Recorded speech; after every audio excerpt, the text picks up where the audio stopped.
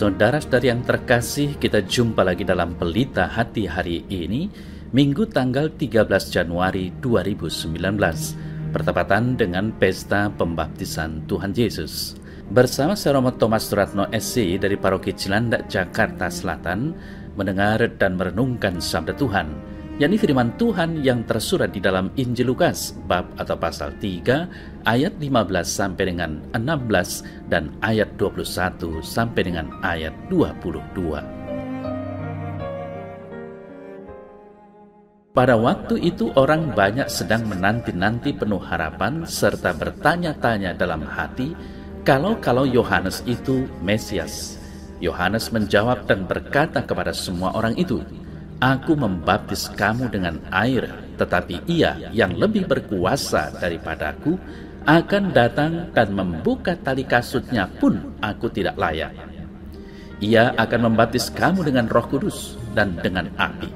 Ketika seluruh orang banyak itu telah dibaptis, dan ketika Yesus juga dibaptis dan sedang berdoa, terbukalah langit dan turunlah Roh Kudus dalam rupa burung merpati ke atasnya. Dan terdengarlah suara dari langit, "Engkaulah anakku yang kukasihi, kepadamulah aku berkenan." Saudara-saudari yang terkasih, seperti yang dikatakan Paulus, bahwa kita ini telah diangkat menjadi anak Allah oleh sakramen baptis dan pencurahan Roh Kudus yang memurnikan hati dan cinta kasih kita. Namun dari lubuk hatinya yang terdalam, manusia masih bertanya-tanya, mengapa hal itu kurang dirasakan dalam kehidupan ini? Sebabnya ialah karena selama hidup di dunia ini, proses kerusakan harus dipertanggungjawabkan oleh manusia, bukan dijadikan oleh Kristus sebagai sarana pemurnian. Jadi, tetap ada yang dapat menyebabkan orang jatuh bangun dalam dosa. Maka apa yang didambakan yaitu kehidupan bersama yang aman, damai dan sejahtera, selama di dunia ini masih selalu saja mendapat gangguan karena dosa dan kejahatan.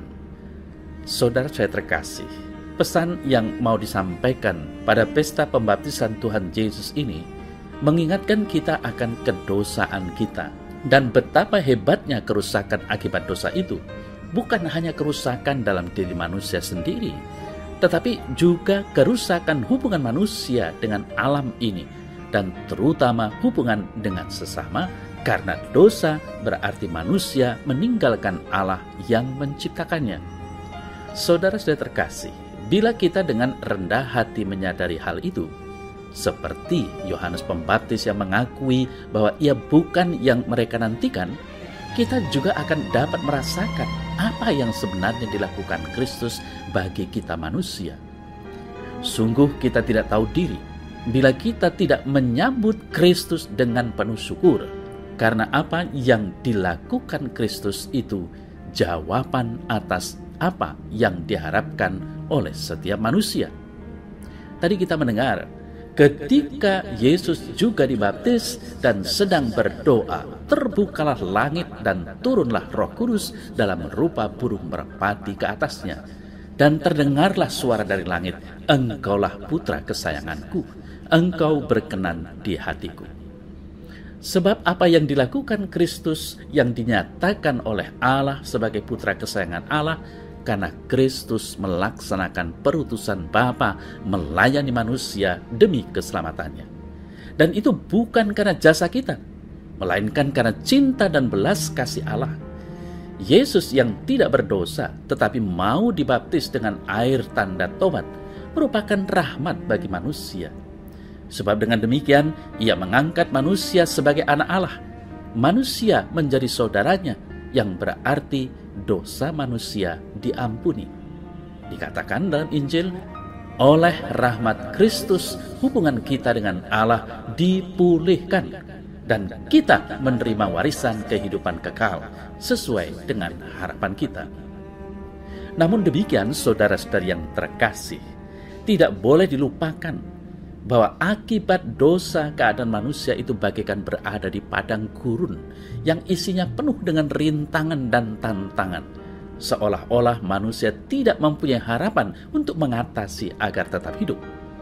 Karena itu Yohanes sebagai perintis Tuhan hidup di padang gurun sebagai lambang penyiapan kedatangan Kristus di dunia yang dikuasai dosa itu mempunyai harapan lagi. Dikatakan, di padang gurun persiapkanlah jalan untuk Tuhan, di padang belantara luruskanlah jalan raya bagi Allah kita. Setiap lembah harus ditutup dan setiap gunung dan bukit diratakan. Tanah yang berbukit-bukit harus menjadi tanah yang rata, dan tanah yang berlekuk-lekuk menjadi dataran. Maka kemuliaan Tuhan akan dinyatakan, dan seluruh umat manusia akan melihatnya bersama-sama. Maka dari itu saudara terkasih, sadarkah kita bahwa untuk menyambut Kristus penebus umat manusia juru selamat dunia tidak lain adalah pertobatan.